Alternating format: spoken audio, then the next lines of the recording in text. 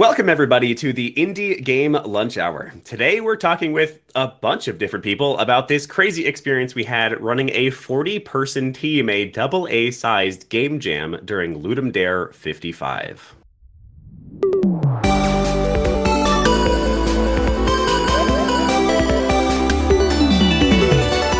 The Indie Game Lunch Hour.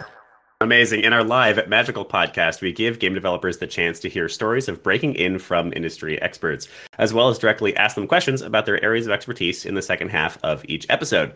This is a mostly unedited recording of a live event we host here in our Discord every Wednesday at 12 p.m. Eastern Time, so feel free to swing by and join us for the next one. I am, as always, your host, Willem Delpenthal, the headmaster of the Indie Game Academy and the purple wizard of the game industry. And joining me today is going to be a couple people, but first of all, we have Rick Williams. Rick was the, what do we call you, chief of tech, I guess? Head of engineering? I kind of started out with a more producer role, kind of like organizational structure, and then led into lead engineering when our initial lead kind of couldn't make it. So I'm just like, all right, step in. Yes, yeah. A producer, a technical producer. Maybe you're a technical producer, head of technical producing. I don't know, something like that. Awesome. Well, yes. So we had this. We actually had a crazy experience over the last weekend. I am kind of sick, if you can hear it in my voice, and just a little bit exhausted. I'm sure Rick is feeling similarly. Rick is literally moving in 4 hours too, which is insanity to me. We decided that we wanted to gain some experience in large-scale teams. Rick is now showing us a video of his completely empty space. A bittersweet moment. We had this crazy experience. I originally had an idea to gain a little bit of experience on a larger team. Larger teams are harder for juniors and those who have not yet worked in the industry to access. Generally, if you're going to put together a team, you've got a team of like 4 to 5, maybe as many as 10 or 15. But even then, oftentimes people kind of drop off here and there. So we basically put forward the idea to the Indie Game Academy community that we wanted to run Ludum Dare with a massive team big enough to justify an actual organizational structure, as well as departments. We wanted to have departments so that people could work together and experience what that's like, and then gain experience negotiating with other departments and working with other departments. And we sure as hell did, Rick, didn't we? Yeah, we definitely did. That was fun. Communication worked really well too, like surprisingly well. Yeah, it was so Rick was the very first person that I messaged about this, and full transparency before I get any further, Rick and then Niv, who unfortunately is not here today, who acted as our producer the whole time, absolutely built this thing. I basically wrote a single post and then they did everything else, and then I just made a cool game with everybody. So thank you to Rick and Niv. This whole process was like fraught with a lot of learnings, I think. It was definitely a little bit messy. And then it also took 2 weeks to get ready before we actually started the jam. So why don't you, Rick, tell us a little bit about that? Because that, I think, was largely in your hands, at least before I jumped in the second week there. All right, so I'm going to preface this with the fact that the existence of the IGA community was the reason this was possible at all. So like all of the years of work that you've done getting people in and getting to know each other is the reason that we were able to muster this kind of group.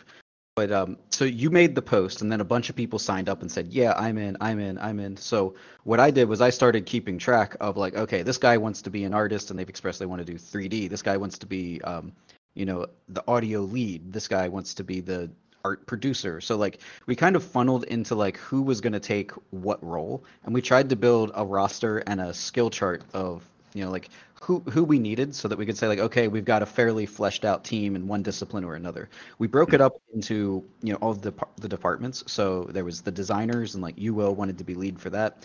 We had our engineers, we had our artists, our musicians, our writers, and because the team was so big, we floated the idea, hey, let's get a marketing department too. So we ended up with a marketing squad as well. And so with the whole process after we started to, and a voiceover department. Yeah, voiceover kind of jumped in there because everybody knew voice actors. So like they had some really quality talent jump in. So after we got an idea of what the org chart was, this is where I really got to give Navarian a shout out. She does like a lot of the the production stuff that's just like keeping everybody in the loop, keeping coordinated, keeping the administrative stuff, setting up the Discord, setting up the itch page, like making sure all of these things that need to get done that honestly are the things that I know need to be done and I appreciate it, but I don't like to do it. But she likes to do it, so that's awesome. So we ended up finding a good synergy. So the first step was we built the Discord and kind of gave it a basic layout. And then the approach was have a meeting between the producers, everybody who was going to be like kind of the highest level coordinators of things. Then we made sure that we had delegated heads of departments, right? So the art lead, narrative lead, design lead, etc. Like we knew what the hierarchy was. We had middle management established. And then we brought everybody into the Discord and told all the leads, hey, listen, have a meeting or do something with your team so that you understand what your team is capable of. And then we got the designers together and said, this is what we're going to build. We come up with the design and clarify the mechanics that we're going to want so that the engineering team could get some software architecture in ahead of time. So that's kind of when the jams officially started. There was a whole like 10-day period of pre-production where we assembled the org chart, figured out who was on what team, and then kind of predicted what kind of communication channels there would need to be, like the art integration, right? So like we had an art integration team where people on the art team who were familiar with the Unity engine would bring the assets in and get the prefabs set up for the engineering team. So the engineers didn't have to understand what the art was and make the prefab. We had the art integration team meet with the engineers and say like, hey, listen, I'm going to build this mechanic for you. You're going to be the one to use it. How do you want me to leave it for you? And that smoothed the process out so much because the engineers never had to get out of programming flow. So yeah, it was a flow. There was a lot, but we tried to predict as many communication channels as possible and told people you can expect to experience this kind of need to communicate, and here is your point of contact. And we gave a name, and that really made a huge difference with the team this size. So it wasn't complete chaos. Like a lot of communication happened outside of those parameters, but we were given a skeleton to deviate from, and then everybody got a chance to game. and then we made a game. Yeah. Yeah, it's maybe I should have started with this. The game, so as far as the amount of polish we wanted to put into the thing, I think we all wanted a little bit more polish. But as far as it goes, it's gone really well. We've had, like I said, we had an actual marketing department. They've been going hard this entire time. I see you, Amanda, in the audience. Amanda, thank you so much. Prayer hands. We wound up getting some comments from people from across the industry, including somebody from Ubisoft, which was really cool. We wound up placing in the top 10 for new and upcoming games on itch.io, which was really cool. We wound up with, like you just said, 120,000 impressions or something on the itch page, which is, I don't quite understand how that's possible. Maybe not the itch page. I don't understand it either. I was peeking in the marketing team chat, and they were talking about like between all of their posts. Like there's been that many impressions for people. I'm sure one of the marketing people could break it down a little bit better. But Amanda, if you have stats, tell us stats, and I'll pull it out. And maybe we'll pull you up to talk about marketing in a bit. So yeah, one way or another, the game I think went ultimately extremely well. I definitely think we missed the polish bar that we were really trying to go for. So I'm sure we'll talk a lot about learnings in this episode of the podcast, ways that we could do this better. But I think what we definitely achieved is we managed to prove that you can get yourself what is effectively AA size studio experience with absolutely nothing. You don't need to, I guess we kind of had a vetting process. And we only took people on who had some amount of experience in Git and Unity. But still, for the most part, these are juniors, beginners. This is some people's first games.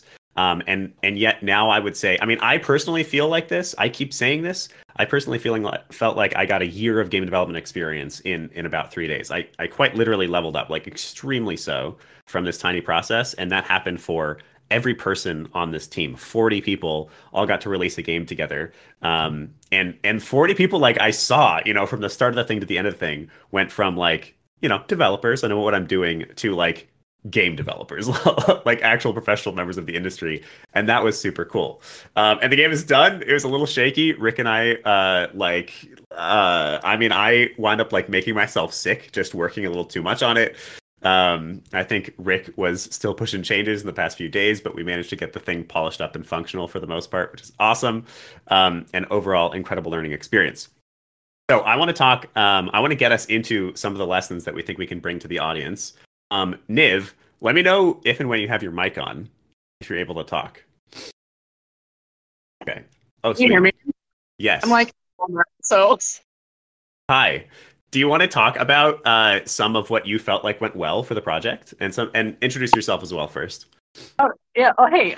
So I'm Niv. I'm Claire. That's my real name. But I usually go by Niv online. And I was the producer alongside with Rick on the project, and it was just honestly it was a phenomenal experience. I thought it was kind of crazy. Like Willem was like, "Hey, what if like jam but like 30 people?" I'm like, "Oh my god, yeah, crazy!" Like it was absolutely nuts.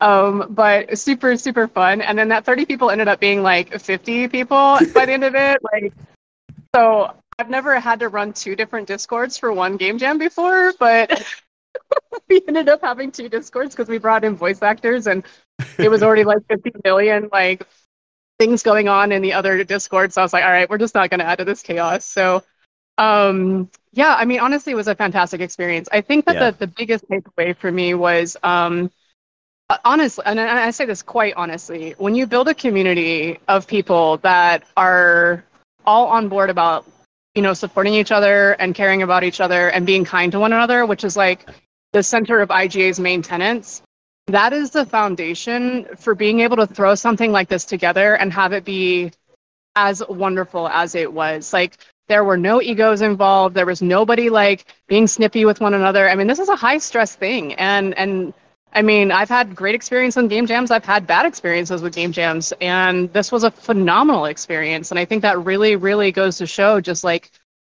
basically the culture that was built here, because that was the basically the seed of what allowed this to be so successful and so wonderful. So that was honestly, my biggest takeaway from the whole weekend. Yeah, I felt exactly the same, and it's wonderful to hear you echo that. I've always felt this is one of my core beliefs about team building, and that is the culture that you create ahead of time is a lot of it's almost like your FAQ or something like that. It's like the foundational part of your game, maybe. Having a good culture and having people who respect each other and have learned to talk to each other well without being rude, who've learned to say things like, "Hey, I really need this from you as soon as possible," but do that kindly and with empathy. Building that culture well ahead of time, I think, pays so many dividends and ultimately smooths out the process so much. Because even when people are short and upset, I know I was getting a little grumpy towards the end. We still largely, are able to communicate effectively and not take things personally and be kind almost entirely. And that was pretty amazing and is one of my favorite parts of this experience. Yeah, I want Yeah, to make I definitely agree. It really is just phenomenal. And if you see just the energy of like people just wanting to continue to do stuff together and supporting each other, it just really was phenomenal. So, I mean, I think some of the key takeaways is, I mean, of course, there's always things you can do better, right? You can always kind of think about game design, like as far as the whole thing all coming into all these different pieces together. Definitely, we learned a lot of lessons there, I think, on how these different. I mean, game jams don't have departments usually. You know what I mean? Like, you don't usually full art department and a full marketing department and a game design department and an engineering department in a game jam. Like, that's insane. So the fact that there's definitely like, I think, ways we could have probably communicated better so we're all on the same page. Because there was definitely like, I mean, a bunch of different people are all having ideas of what does what and what means what. And I think we did decent at putting all those pieces to match each other. But definitely a challenge to get 50 people cohesively moving in the same direction on the same vision when you literally only have like hours to conceptualize a whole project. So so that was definitely a challenge. I think we did pretty well considering. I mean, when you look at the assets that were done, like all the 3D modeling, all of the animations, all of Yes. the artwork, all of the narrative, like all of that was done and written in a way that could be implemented in a game in 72 hours is actually insane. Like actually crazy. So that is just a huge testament. Yeah, it was buggy. Yeah, it wasn't perfect. Yeah, it wasn't polished like we wanted it to be. But the fact we were able to get it all in the engine in that time was just, I mean, that's an accomplishment in and of itself. So that's, I mean, I know I'm just kind of, speaking accolades. I definitely think we could, we definitely polish it. We definitely make it better. But I think that for what we did, it was pretty great. Yeah, somebody in the chat, I'm going to give two stats that I'm particularly proud of. Somebody in the chat that I'll remind myself of here in a second. Victor, if we give each person $200 a day rate, this game costs $24,000 to make. And honestly, that's less because we had the build-up time getting ready for it. Rick and I were up heinously late one night and talking about how long it would take us to build this game if we were doing solo dev, because we're both partial to solo dev now and then. And we calculated it'd be about a year, probably, for just 900 man hours were put in, but you have to account for the fact that, like, I'm not a good musician, and anybody who's a well-practiced, solidly skilled musician's, like, their 1 hour is worth, like, 8 of my hours if I tried to do the music. Yeah, I agree. All right, so I would love to start talking learnings, because I think that's what's really going to apply to everyone. And I'll remind everybody, I'll say one more time, I guess, this is something that all of you can do. We're pretty confident that IGA wants to do more of this kind of thing. Ludum Dare, is Ludum Dare every 3 months or every 6 months? I think it's every 6 now, right? Next one's October. Yeah, next one's October. So yeah, I feel like once a Ludum Dare is like very realistic, I'm not going to commit to that quite yet because I need to sleep. But this kind of experience is something that all of you can have. I really think like the classic advice that we always give is work on games. Y'all have heard that before. If you listen to a single other episode of this podcast, you've heard that before. And one of the main ways that we advise people to do that is game jams. I also, however, as have Rick, as have Zniv, experienced crappy game jams. We've all had teams fall apart. We've all had people who like get egotistical or weird about stuff. So really maybe the first lesson in my mind is doing your proper setup and your proper expectation setting. And that's a really big one. So one of the things that I did in my very original post and that we continued to echo throughout the process was here are the exact number of hours that we're expecting from every person and which days we're expecting those on. And here's some of the work that we're going to expect you to do ahead of time. And here's some of the expectations that we have for what this game is going to be. So we didn't, we knew from the very beginning we weren't going to charge any money for this. Like we weren't going to try to sell it. So that way people can just be volunteer. We don't have to worry about like finances or anything like that. We knew that this was going to primarily be a learning experience, that it would be a success if we even finished the game. And then we knew exactly how many hours people were expecting to give. We knew we were going to give a couple hours ahead of time to do design. We knew we were going to give a couple hours on Friday when the jam kicked off, and then 8 hours both Saturday and Sunday, and then a couple hours on Monday to polish it up and release it.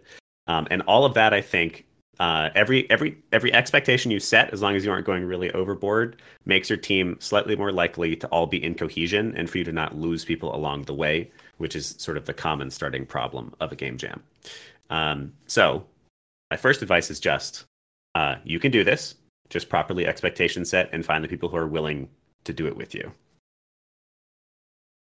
I want to comment on like what a lesson that I thought worked, and like one of the things that really enabled this to succeed once those expectations were set. It was the fact that almost everybody on the team had worked with at least a portion of the rest of the team. Mm-hmm. Like and there was like the time, I know that in like the IGA classes, like I teach the level 2 class. So on the engineering team, 5 of the 9 engineers were previous students of mine, which means we had 8 class sessions and 4 work weeks together, and then another couple of them had actually done an additional game jam with me after the class, and they came in. So we already had a strong amount of working rapport. So the people who were in the classes together knew each other, kind of understood each other and trusted. And then the same thing is you have the level 3 cohorts. So people have been learning and already knew each other well. And because they've learned together, they also had a fundamental, like a common understanding of the way projects came together. So we were able to work together well because we didn't have wildly different ideas and expectations of what the process was going to look like. I love that. Yeah. So people are asking if we're doing questions. Yes, absolutely. Leave your questions in the chat. We may not do it quite as formally as other episodes. One of an audience member, Darian, says, yeah, I'm a programmer, but I'm not sure I have the confidence to jump in a game jam.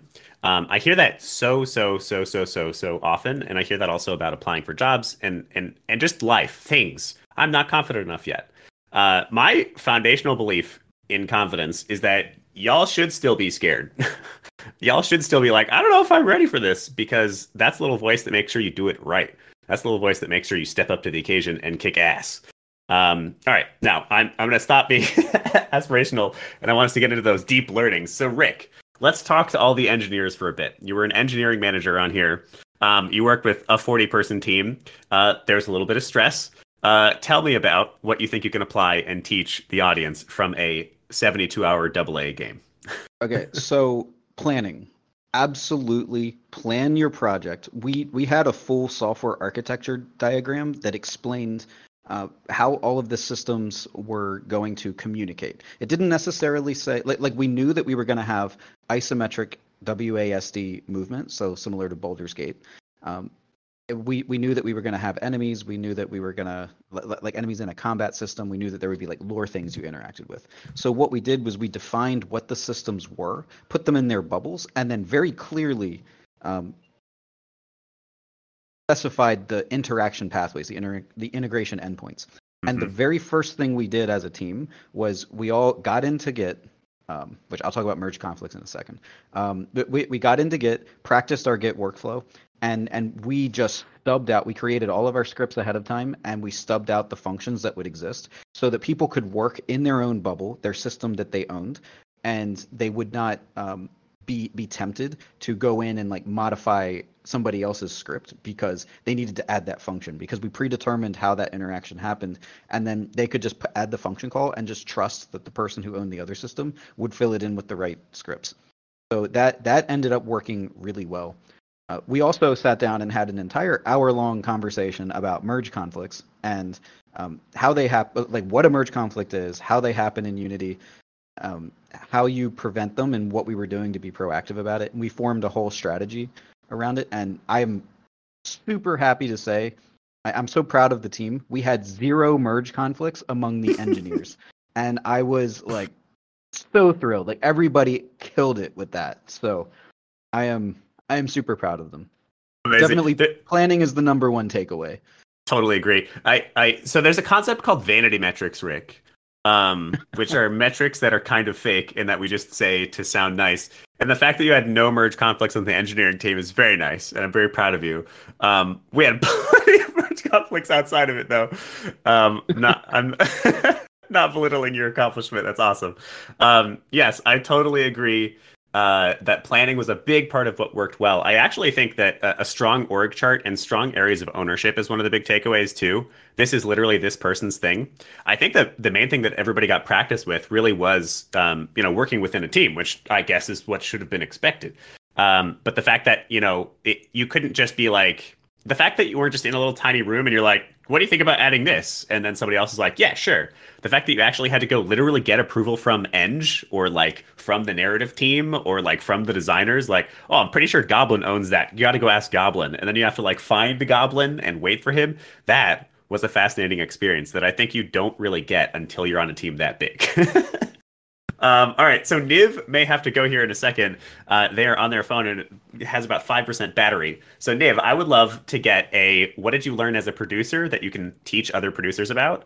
And then maybe give a little goodbye in case the phone dies. Hey, yes, sure. I think I really want to touch on marketing before this phone taps out because I'm at 3%. And honestly, so I think that marketing is often an overlooked portion of game development, and people just don't people think about oftentimes, solo devs or like indie devs or people just getting started or just doing hobby stuff or game jams or whatever. They don't even think about marketing. And I understand that, but I mean, when you look at big studios, like 30 to 50% of their budget is dedicated to marketing for a reason. And I think that one thing that super excited me about, I'd love Amanda to chime in on this, because she was a phenomenal part of the marketing. Huge. And it had an impact. We have more stuff, more hits coming in from LinkedIn, because that's where our marketing team decided to do their marketing campaign, was from LinkedIn. We had more hits on our LinkedIn campaign and views on our page from LinkedIn than any other source. And that just is a testament to how powerful marketing can be, and getting the name out there. Our marketers were just shouting to the rooftops, hey, this game's going to be great. We didn't know what was going to happen. We didn't know, but they sure as heck hyped it up, and it was successful. So I think that that's probably one of the biggest takeaways. I know that's not production related necessarily, but it is a huge part of of game development and like planning a marketing campaign and getting the word out from day one. Like you don't have to have a completed game to start marketing. You shouldn't have a completed game to start marketing. You should start marketing the moment you have a concept, you know? So I just think that's a huge takeaway because it was very successful. We got 70,000 impressions from like 2 posts or something, or from like a couple. Like I know Amanda was talking about like 50,000 impressions. Like it was crazy, and we got attention from like Larian and Ubisoft. It was nuts. So Yeah. anyway, so that's my big one. As far as production, communication was definitely challenging. I mean, I was running around. Like you were talking about getting approval from those departments. Well, the first night I was literally sitting in all the different voice chats and listening to the conversations just so I could catch these conversations happening. And then I realized 3 different teams were designing islands on the first night. And I was like, y'all, all 3 of us are having the same conversation in different rooms. Let's not. Let's get us all on the same page. So that's when we kind of like jumped in together. And then, I mean, production is really about, you need to know what your other teammates need to be supported. And so you need to know like who needs what in order for them to do the best they can do. And I think that's a huge part of it. I think, having this experience, we can definitely learn from that about like, what does audio need to be able to do audio things? What does art need to be able to do art things? Like, because narrative drives a lot of that. And game design drives a lot of that. So I think it's just like coordinating all that stuff is a big part of it. But my biggest takeaway, honestly, was the marketing side. So I have 1% left. I love you all. It was super, super, super fun. Salute to you, and I definitely would love to keep in touch with all y'all. It's just wonderful. Thank you, Niv. Amazing. Yeah, I want to echo it and maybe generalize the lesson a little bit. I think like don't underestimate the power of the other people. There's like a really natural phenomenon that happens with humans where we assume somebody else's area of expertise is easier than ours. Like I feel like everybody does that. We're like, oh, that's not that hard. I could do that. But then you start to do it and you hit that classic Dunning-Kruger moment where you're like, holy shit, there's so much to this.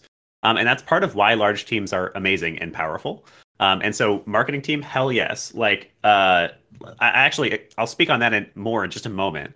But marketing team is amazing to have, but then all of the teams were amazing to have. And getting so many people's areas of expertise that I know nothing about was amazing. And then for those producers, being that glue that makes sure all these brilliant people who are working in disparate areas can actually communicate and not fall to pieces was what Niv, you did so well. That was so incredible. For marketing, I want to echo that marketing was amazing, and I want to tell you why I think it was so amazing.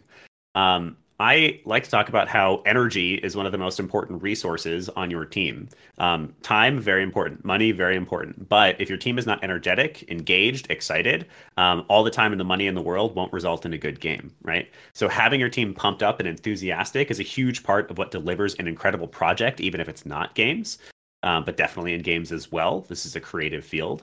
And what I would say marketing managed to do, like, we're not selling this game. We're not like, we're not making money from this. We're like maybe gaining a tiny bit of notoriety, but like for the most part, we're not getting like material gain from this game. But what we definitely got was a bunch of really excited, energetic, high morale people. And marketing was a huge part of that formula because we're working on a brilliant game. And before we even have a functional version of like the movement, we're getting posts about how beautiful this game is going to be and about how cool it is and sharing our art with other people and seeing people's responses. And that overdrive of morale was palpable on the team. And that I think is something I'll never forget. So find marketers even for your game jams. And they love that because just like you're getting experience in your department, they're getting experience in their department. So find some junior marketers, find some people who are excited to share your content, bring them in, include them in decisions, include them in your team. And your projects will be better for it, even if you're not selling them, even if they're not for material gain. One of the things I want to talk about with having the marketing team on it, like it's great to give the marketers the outlet to practice and develop their skills. But there's also the element of, even if you're a non-marketer, you have to think about how your game is going to be marketed and how you can provide resources and content to the marketing team. So like the engineers, like when we had funny bugs or something, like I think there was one video where we were play testing with an enemy and it was moonwalking because we faced it the wrong way. We took a video of that and that made content for a post. So whether you're in audio or engineering or writing or anything, you can come up with stuff that you can feed into the marketing team, and to have that practice and thinking about it because you actually have an outlet. Just be like, hey, let's funnel this to the marketers. Like helping to practice meeting your marketing team in the middle can really make a difference on how much your marketing team has to work with. So that was a benefit for everybody who wasn't on marketing simply because marketing was there.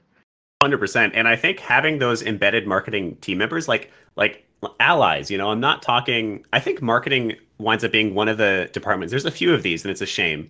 Marketing winds up being one of those departments that kind of gets kept on the outside almost. It's like, oh, you're just supposed to like post cool stuff about our game. But like pull those people in as much as you can and actually make them a part of the process. Because it's very true. You get so much benefit out of it. And for all of you indies, that social media, like guerrilla marketing, is going to be the only way you get sales. Sorry, but you're not going to compete with the big companies on actual marketing dollars. You have to do it, scrappy for you to really get noticed. And 0%, I'm exaggerating a tiny bit, but 0% of games that don't put effort into marketing get noticed. Like, it just almost doesn't happen. It does now and then, but those are unicorns and you can't guarantee your strategy on them. So find those people who love to market and involve them, and then be grateful for them when they do it. All right. I want to talk about design learnings for a little bit because, yeah, I have some. So I acted as design lead and then creative director on this, which was so cool, and I'm so grateful. I keep saying this. I feel like really privileged to have been trusted with that position, and learned a lot. But there's a bunch of stuff I can absolutely apply to design. I'm not exaggerating. I feel like I just gained a year of experience. I think the biggest thing that I want to give to the designers is your design documentation. So when you're actually putting together what the game should look like, needs to be exacting. It is really, I know when I was a junior designer, and I would give design docs and I would get this exact feedback, because I've been getting this feedback for 10 years. I would be like, well, like, it's games. We're going to be flexible. Like, this is going to change. I can't tell you exactly what the right number is right now because we haven't even tested it with real people yet. And that is true.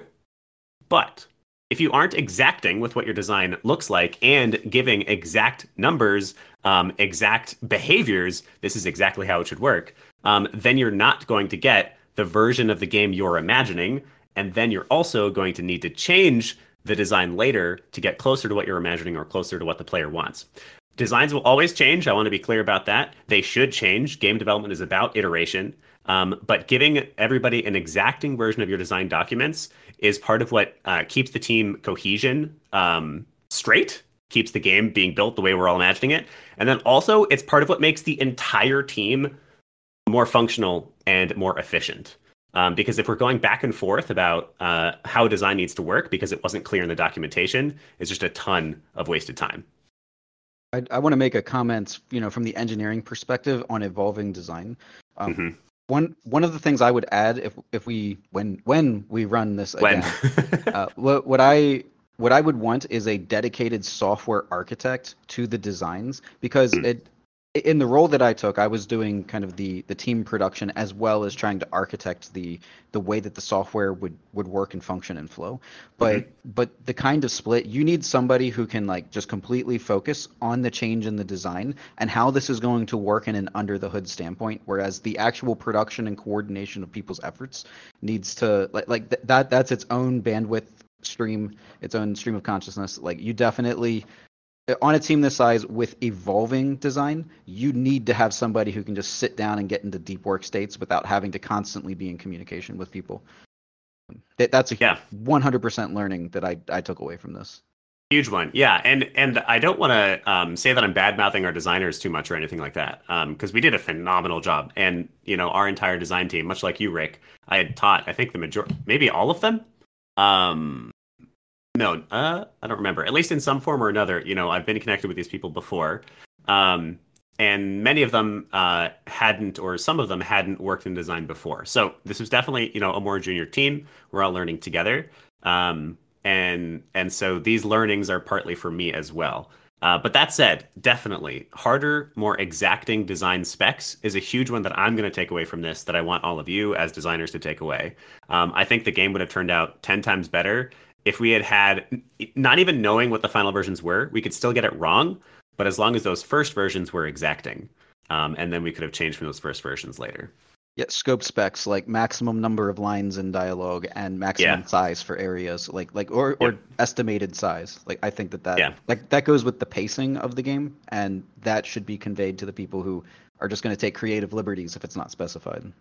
Yeah, and then the other half of this is the designer's dilemma. This is another one that I've experienced my entire career, and other designers will tell you the same. We as designers, so a designer who is utilitarian is the wrong one. A designer who is too controlling over what the design is a bad designer, in my opinion. There should be ideas coming from everywhere, and designers are very much sort of conduits for the team's creativity. But, and here's the big but. The design is still sacred. Something that we definitely experienced this time around was having other departments come up with designs and just sort of changing it without design approval. And that's partly because the specs weren't exacting. And that's something that happens all over the industry, even with professionals. And the problem with that is the exact same thing. Suddenly, two different teams are on a disagreement with what the design actually is. And then, the engineers who are building the tooling don't know what the hell to build. Or like something that happened with us, like there were some things that we didn't communicate with the narrative team properly. So they wrote some dialogue that expected a feature that didn't exist and had never been designed. So there's two halves to it. You got to be exact about what your designs are. And then you have to be a little bit of a jerk, 10% jerk. You have to really just follow up with those designs and make sure that everybody is following them. And if changes are proposed, you need to take it that way. This is a proposal for a change. Let me consider if we can do it. And then you also need to say no if we just can't do it. We did a lot of saying yes, and then adding more work to Rick's plate. But it went well. It went well. That's my design lecture. Exacting specs, and then make sure design specs are getting followed. All right, so what else can we talk about here?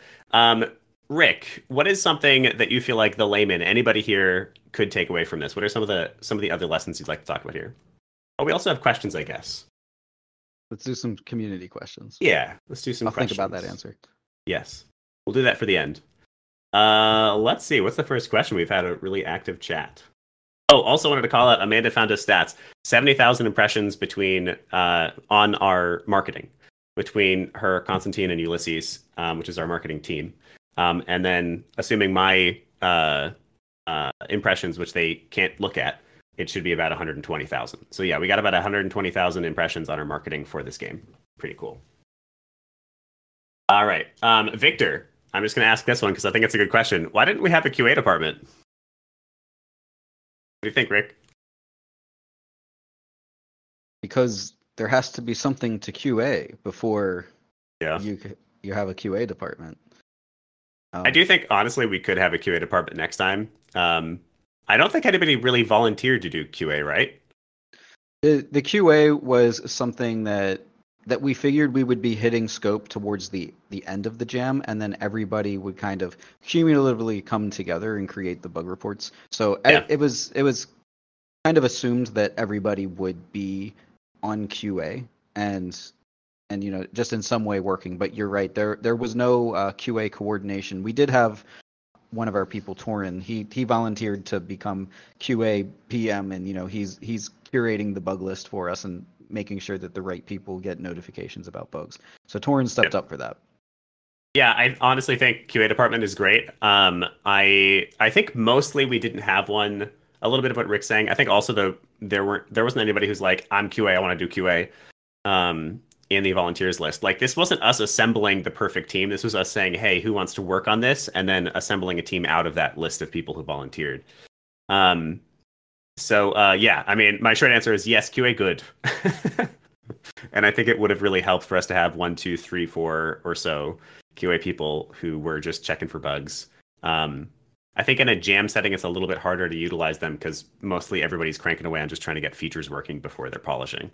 I do think there was something we had talked about with the graduated feature list where we figure out like what are going to be our incremental milestones. We kind of work towards that, but I think that there's a more refined approach that we could take where we sync up between the rest of the teams, like from the design standpoint, what makes sense as the first thing to do. Like we were talking about how it wasn't until the 11th hour of the jam that we got the cutscene system in, but maybe we should have started with cutscenes where, you just walk up and you walk across a room and then you get to the end of the game, which is the win condition, and then flesh out everything in between from there.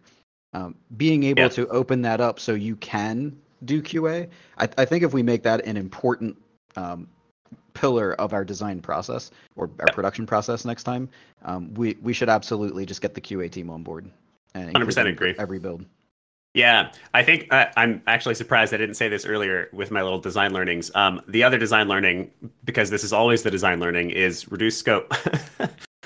We thought we were reducing scope by making a simple combat system. We thought we were reducing scope by having only one variable. We thought we were reducing scope by only having 8 NPCs, which wound up being 5 in the end.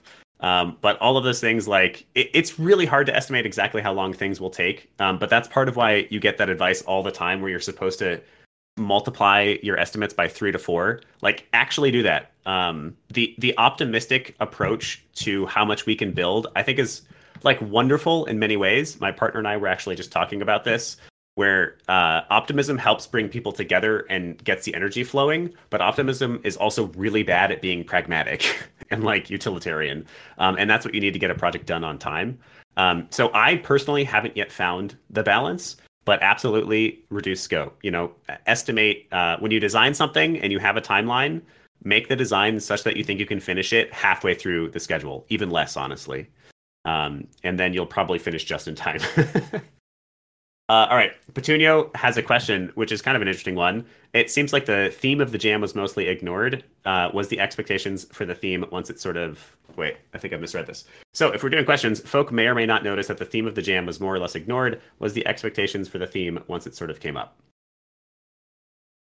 What do you think, Rick?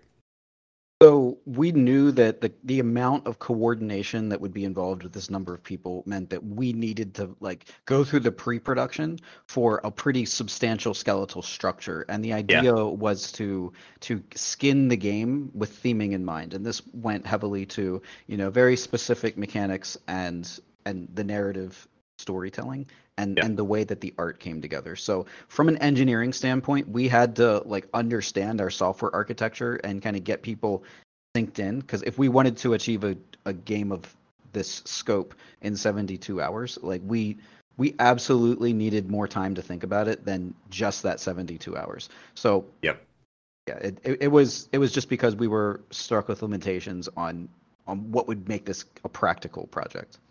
Yeah, I think it's funny that you say the theme got ignored. That means that it definitely didn't shine through, which is a bit disappointing, but such is life.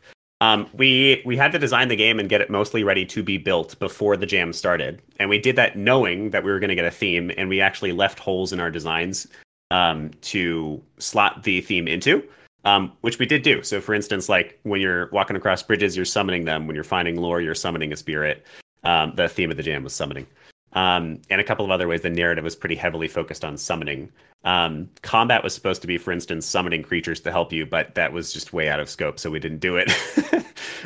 So I think like it is, I would say it's a bit of a trade-off. Being able to build such a huge team required us to set up ahead of time, which required us to be a little bit less flexible in the design. Yeah, I do want to clarify for anyone who's listening and thinking, oh, they started before the gym. We figured out what we wanted to do. And, you know, we did have some of our people prototyping the mechanics. Like we used some plugins like the dialogue system and Sonity. And we did put like our sound team like on a project of like, okay, learn how to do it. And here's your parameters. And they prototyped it in a separate environment. But we actually did the implementation upon the start of the jam, sticking to that limitation. So if there was like involved learnings, we encouraged people to like do all the problem solving ahead of time so that we could focus on the actual execution during the jam time period. Yeah, basically we designed ahead, we built during, which I think this team size would be impossible without that, to be honest. Or at least really, really, really hard. Next question, which I think is a good one. Victor says, was this team size a good idea? In other words, would you guys achieve a better game with fewer people? This was an absolutely wonderful idea, and we got so much done so fast, and I am very, very excited about it. I also think a team this size, we touched on this earlier, it's a chance for people to get that AA size studio experience without that prerequisite of being hired by a AA studio. So this is something that outside of somebody who's been employed in the industry, it's uncommon experience to have. I fully intend to talk about this in my own job interviews, like 100%. Next time I'm looking anyway. It was phenomenal. I learned a lot. I do think there's something worth saying that, for instance, the last time I did Ludum Dare, we had a team of, I think it was 9, and we placed 76th out of 1,700 games. So we placed, I think that makes it top 5%. Meaning we kicked ass. We had a really great game. To be totally honest, I love everybody on the team. I doubt we're going to hit quite that high. And that's because the game was just not as polished. So if we're talking strictly placing better, we did better with a small team. That said, this game is astronomically higher scoped. It is a much more ambitious project, and I would argue is more valuable to people's portfolios, resumes, and just individual learning than the last game I worked on. So it's a bit of a trade-off, as with most things in life. Was it smoother than a small team? No. Were we capable of having a more cohesive design and faster communication? No. But did we build something that we couldn't have possibly built with a smaller team? Yes. All right. What do you think about learning Git, Rick? Another question: how to approach learning Git? If the best practice learning to use and break things, is there another way? Okay, so be mentorable when it comes to Git. If you have never used Git before, you can be onboarded into Git, but don't make any presumptions. Like, use the GUI that they recommend for you.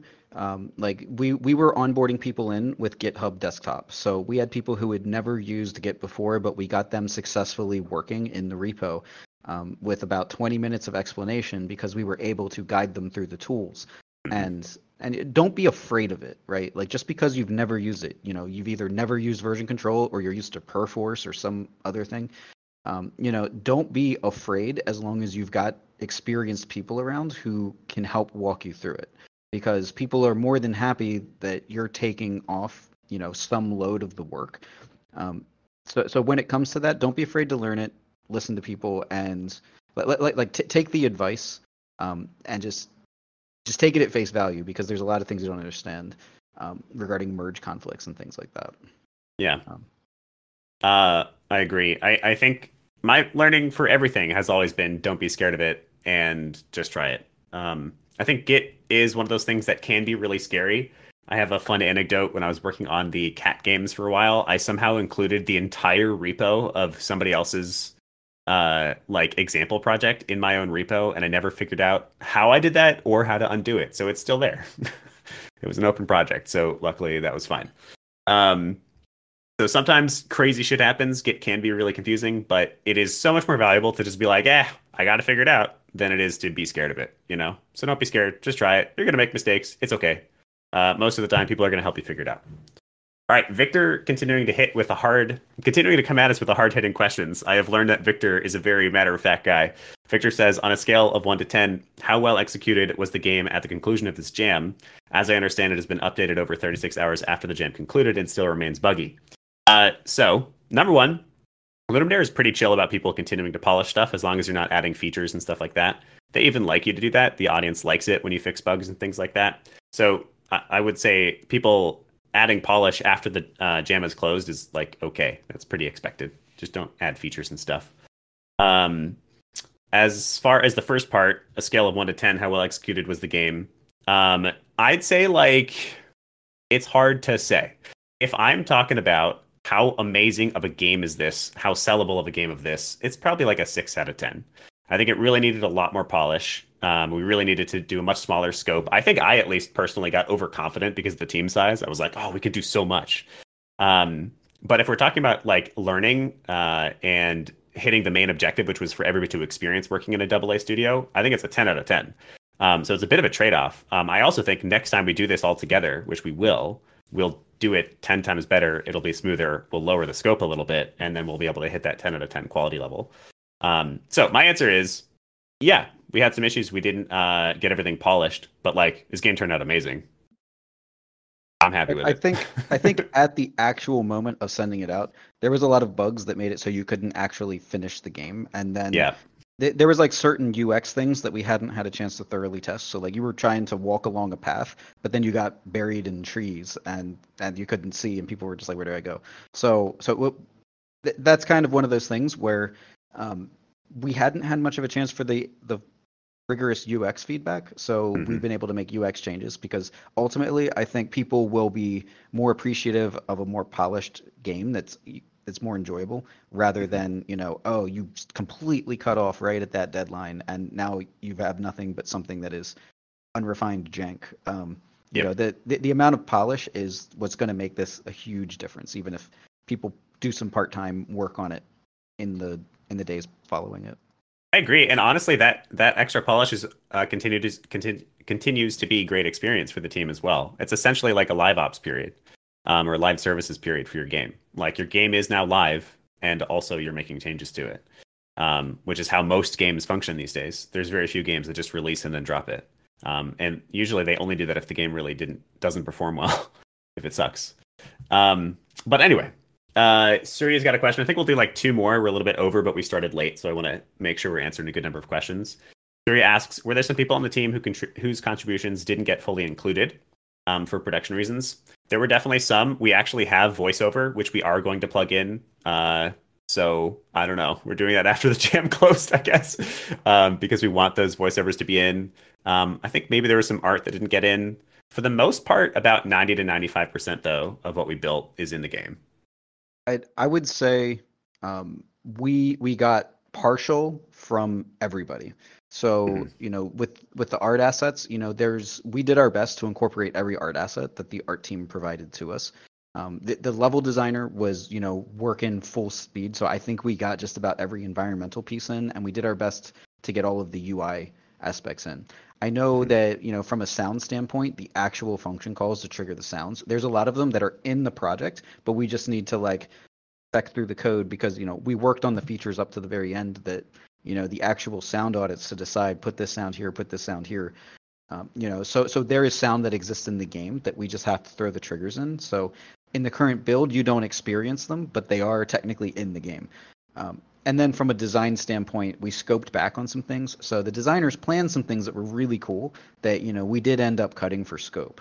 So in that capacity, I would say that everybody got partial implementation, but we did really strive to make sure that at least something from everybody was showcased in the game.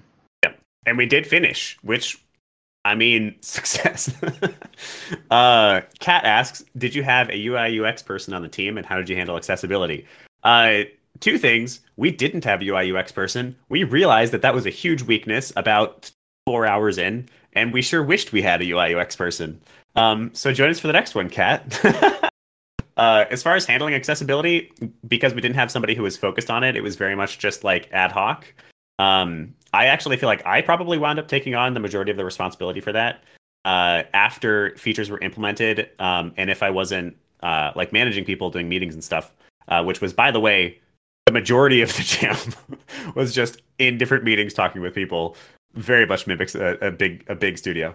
But if I wasn't doing that, I was actually running through the game and making small tweaks to make sure it was more understandable and more accessible. I think we still didn't quite hit the quality level on that front as I wanted to, which is why I would love a UI UX person next time. The majority of my jam was siloed in the engineering chat. Yeah, we just kept Rick in the corner and kept feeding him problems to solve, and then the problems kept coming back out solved. So it was great. All right, I think we're just about done. Maybe we'll do one more. How did you guys optimize in terms of coding and design? What do you think, Rick? How did we optimize? So I honestly, I was really doing my best to not micromanage the programmers. So I was meta managing the systems, and I just wanted to make sure that the people who owned the feature were the ones doing the implementation. If you were working with the NPCs and something needed to happen with the NPCs, I redirected there. We didn't really have time for thorough code review processes, so there is very likely to be things in there that are not optimized, but that's simply because each engineer had their own complete ownership of their feature, and as long as at the end of the day we're playing it and we're like, "Feels all right," we just kind of took it at face value. So yeah, I can't say if anything is super optimized or not, but the right answer for that would have been a code review process, which we just didn't have time for. Yeah, it's hard to do. Honestly, it's hard to do polish of any form, whether that's for optimizing code or whether that's for optimizing design in a jam. Like you just generally don't have time for it. Something that I'm going to try to do. This is something we all said we were going to do, and then we just overscoped, so it didn't happen. This is a learning from previous jams of mine that I'd recommend to everybody. Set yourselves actual deadlines and do the actual production cycle. Meaning, get yourself a playable prototype, then get yourself a playable alpha, then get yourself a playable beta, and set actual deadlines for those and set them way ahead of launch of release. So like my ideal for the classic like 72-hour Ludum Dare is that your design is finalized Friday night, like finalized. By the end of the day on Saturday, your game is in alpha, done in alpha, meaning all of the core features are in the game. So anything you design needs to be like buildable by Saturday night. So you're really designing a 24-hour game. Then Sunday night is about getting to beta, which means you're now at feature complete. Everything is built, and all content is in, even though there might not be polish. Or there might be bugs and stuff. And then you can leave your Monday, which is always kind of a half day because people are working and stuff. You can leave your Monday to polish and exclusively polish. That's my ideal. We didn't really hit that this time. We'll try better next time. But that's what I'd recommend. Design something that you guys can build, that your team can build with enough time to actually polish, because it does generally result in a much better game. Yeah, I posted our initial production schedule in the chats here. So if you guys are listening and you're not a part of the live chat, you get to see fun extra tidbits during if you actually look in the chat. Yes. Yeah, come be in the chat. I think this is where we're going to cut it off. I keep meaning to say this. My other big learning for everybody is to try to design your games in a piecemeal way. Meaning, what is the first deliverable and how can we get our team playing and using and plugging things in as quickly as possible? So I think, for instance, next time I do design for something, especially for a jam, I'm going to try to design in a way so that we can get a first iteration of the game that allows other people to start playing and literally plugging in. So almost like an onion approach or an incremental deliverable approach, where we can, play as soon as possible is really the end goal there. And start getting other team members to contribute instead of just the engineers as soon as possible, so that the engineers aren't doing everything. Layering the onion, yes. All right, it is now high time. Rick, do you want to come up with some homework for them? Something they can do in an hour in the next week? Oh God, some homework. I want you to imagine the role that you like to play in game development, and then I want you to imagine the deliverables that you create, and then think who is going to request them from you and who is going to use your deliverables, and think how can you ease that communication process from the person who's giving you what you need and the person who's receiving what you make. Like, what can you do to optimize that method of communication? I love that. That's a great idea. So whatever your role or discipline is, if you're unfamiliar with what that means, that just means, the thing you do in games. You're a level designer, you're a systems engineer, you're social media marketer. Whatever it is that your role actually is, imagine the different dependencies and actually write them down, the different team members that you would have to get work from or give work to, write them down, and then write a little bit about how you'd handle that relationship. That's a perfect idea, Rick. I love that. Give you a tiny bit of an idea of what it's like to work on a larger team. And if you are unfamiliar or unsure of what to write there, go and research. What does it look like to be a systems engineer? Who do you have to work with? What kinds of work gets delivered between you and other people? What are you responsible for versus what are they responsible for? Yeah, I love it. A communication pipeline document. That's what you owe us. In the next week, you've got 1 hour to write a communication pipeline document. You can tag us on LinkedIn at Indie Game Academy. We'll tell you you're cool. All right. You want to say any last minute things, Rick, before we say goodbye? Yes. Play Child of Ruin. It's a fun game. It's a fun game that we made in a weekend, and we would love if you just experienced it. I'm gonna drop the link in chat. Why not? It's let's see, trendsharo.itch.io/Child of Ruin. We'll put the link down below. Oh, thank you, Constantine. Awesome. Go check it out. Yeah, we're really excited, and we will continue to polish it over the next week or two. We are doing a little bit of that live services thing, and we're really proud of what we managed, and we will do more of this. Actually, here's my last question for everybody. Put it in the chat for me, or just speak it out loud. Maybe tag us.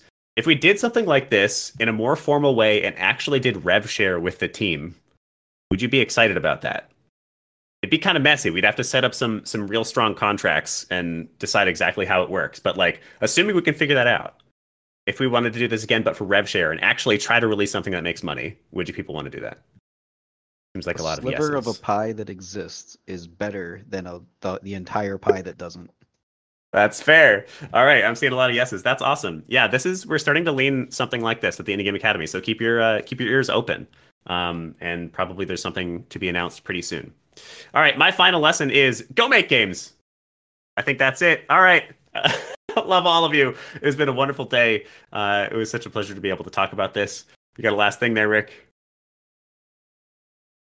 It was a blast. I can't wait for the next one.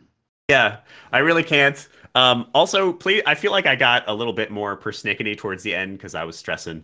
If I hurt anybody's feelings, please let me know. And I'm sorry that I did. We were all on 5 hours of sleep for 3 days. So yeah. Yeah, it was a tiny bit rough at the end, but it was good. It was good. And honestly, though, it really did emulate how the industry works. Right before launch is a stressful time.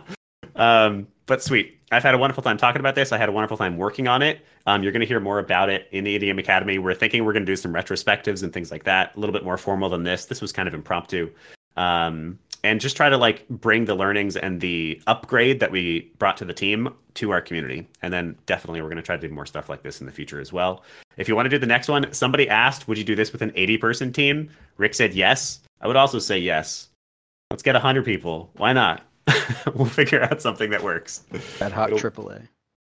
Yeah, let's start targeting that AAA sized game jam next. All right. Goodbye, everybody. Hope you have a wonderful day. As always, we'll be here again Wednesday at 12 p.m. Eastern Time. There's links to join the Discord down below. See everybody next week. Adios.